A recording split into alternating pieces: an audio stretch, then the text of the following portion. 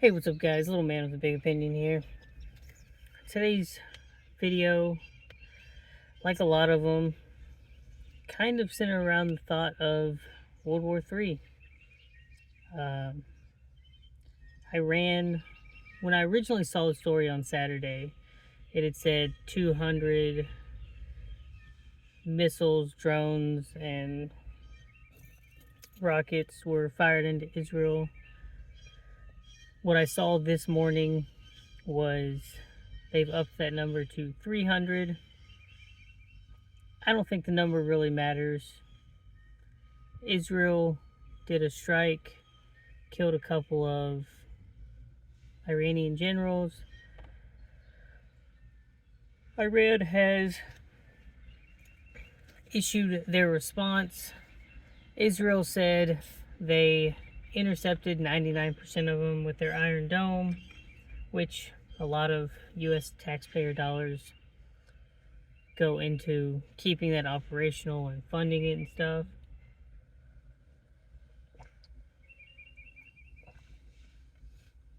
And Israel has paused an invasion into southern part of Gaza as they rethink their military strategies. Basically saying, we already said we would retaliate. Now we are coming up with a plan on how we're going to do it. Meanwhile,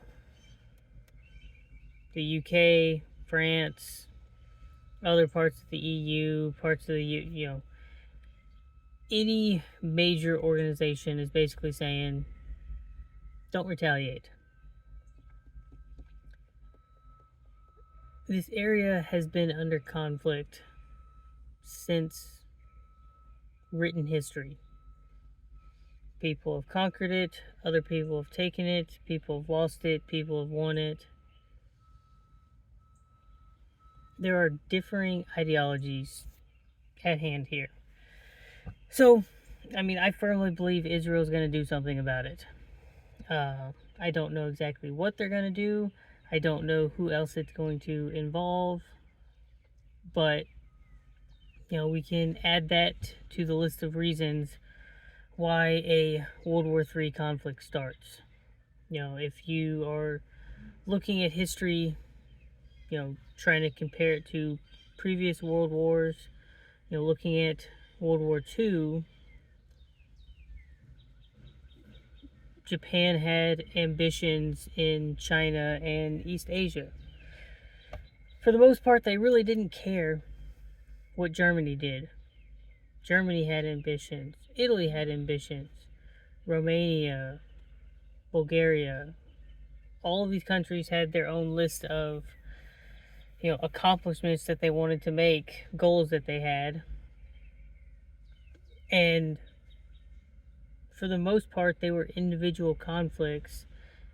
And at some point, something tied them together that, ended up creating an alliance. So, if we look at the board in front of us, China has ambitions with Taiwan. North and South Korea have their own ambitions. Russia and Ukraine have their own ambitions. Those are the big main ones that you see in the news.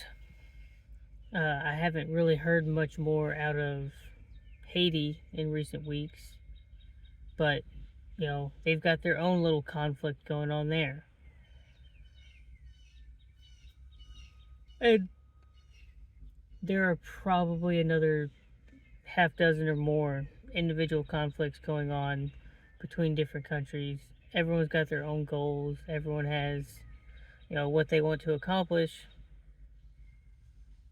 I wouldn't say the lines are permanently drawn in the sand, but each of these little flashpoints, I'll make a a Hearts of Iron reference. In the top right hand corner, you've got world tension. And when you click on it, you can see that this country's created 3%. This country's created 10. every once in a while you can see that a country creates negative tension. But all of their tension all goes into this giant pool, and different countries start to, they take the gloves off as the tensions go higher. Eventually, depending on how you're playing it, it will hit 100%. But for the most part, most countries don't have any problem going to war or, dealing with their situations after it hits 50%. The point of that reference is I do think world tensions are elevated. We are inching closer and closer to an election in the US that both sides, I think, equally hate the other candidate, and they tolerate their candidate enough. I think most, like, if you think about it on, if you agree with someone 10 out of 10, you agree with everything that they have. And I think both sides are at like a 4 or a 5 for their respective candidates. They're willing to accept, half of what they want to accomplish, and they'll deal with the other half. So, it's going to be between Trump and Biden. If you look at the polls, they're basically neck and neck. One week, one person's up 5 points. The next week, someone else is up 5 points.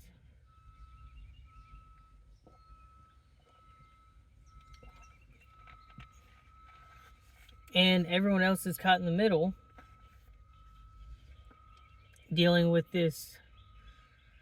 For a lot of Americans, it really feels like the end of the 7 Years' War. And they're not happy with the current situation. They are trying to go through the voting process and, do it the peaceful way.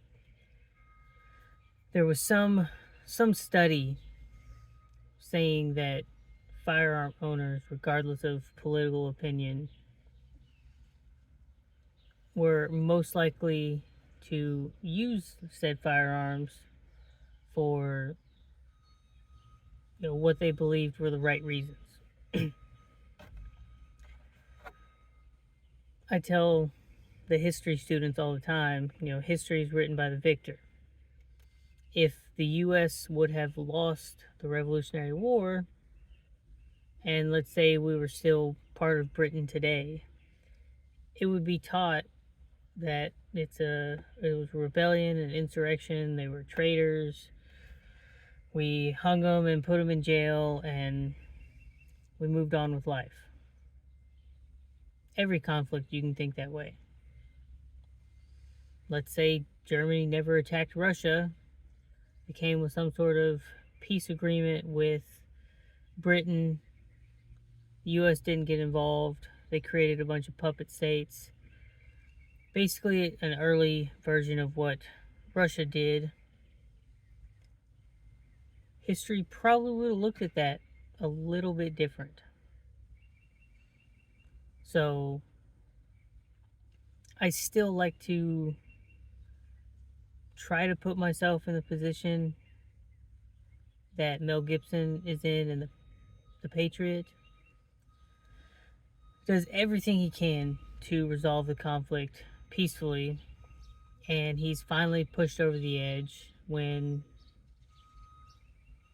his family is attacked and one of his kids are killed. And, that's what gets him involved in the situation.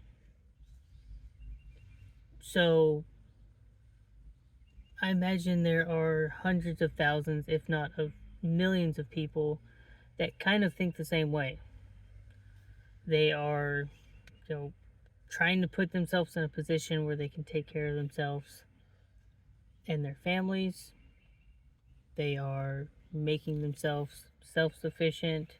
They are equipping themselves with gear and supplies. And they're just kind of, waiting for that point that sets them off. And I think that's what worries a lot of people. It worries me. I have my family to worry about, the people in my mag to worry about, and there's only about a dozen of us in a country of 330 million people. And you want to do the right things. So you're just kind of sitting here waiting for, that Rubicon moment, and, just telling yourself, have I made all the preparations that I can? How, like, what's going to happen? I feel like a ton of prepping videos out there are talking about, you know, the end is nigh. It's going to happen any second. I don't think any of them are any more or less informed than I am.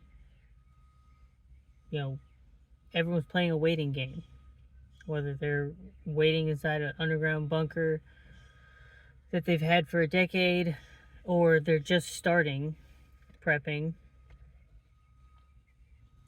Something's gonna happen. Uh, the best thing I can tell you is continue to buy extra food. I don't really care if it's every week when you go grocery shopping, you add 1 day's worth of food. Because at the end of the year, you'll be pretty darn close to 2 months worth of additional food. Now, I would say pick the pace up a little bit, maybe go for adding an entire week's worth of food every month. Do it within whatever budget that you have, however large or small that may be. Because that's another thing that everyone's struggling with is the economy. I completely topped off the gas tank where I live. Got gas for $2.93. Knowing I was driving this weekend 2 hours to pick up my cousin and then drive another 3 hours into Houston, go check out the zoo, the museum, go enjoy a weekend, because not all of prepping has to be the world's ending, and we should never not have any fun. I knew in the big city gas would be more expensive. I did basically everything I could to get it as cheap as I could. And I still had to get about $15 in the area, and it was $3.49. I got enough to get back out to closer to where I live that I could fill it up with gas that's 50 cents cheaper, which is, I'll drive a mile down the road to a gas station that I know has gas that's 3 cents cheaper. And that's just one aspect of this economy. So, whatever you can do is more than doing nothing. If you have, 2 weeks worth of food, that gives you 2 weeks to get your crap together and figure out how you're going to continue to support yourself and your family. 2 weeks doesn't sound like a lot of time. We've got a handful of crops growing that might supply a month's worth of, like, substituting food that we have. I'm doing potatoes today, and we'll see how those go. I'm trying to do potatoes year round, which means I need a greenhouse at some point. But put yourself in the situation. Do you want 2 weeks to figure out how you're going to keep yourself and your family safe versus a month? versus 3 months versus 6. You can continue down that rabbit hole as long as you want. I'm still purchasing food, and I'm nearing the 2-year mark of food storage. So, that 2 years over the last 6 years to get to this point. It's not something that just happened overnight. Create a SMART goal, create some deadline, measure it, make it specific, relatable, all those different things. And I would definitely start with food, water storage, then jump into security, then medical, then entertainment, and just kind of go down the list of things. If 20% of Americans were doing that, it would help the system a bit when something were to happen. But it's just like having car insurance. Car insurance is useless until you actually need it. You get in a wreck, if you didn't have car insurance, you're probably really screwed. You get in the wreck, you've got the car insurance, it fixes a lot of problems. Treat your prepping like that. It's a insurance policy that you dictate the amount of funds that are going into it, and you dictate the payout.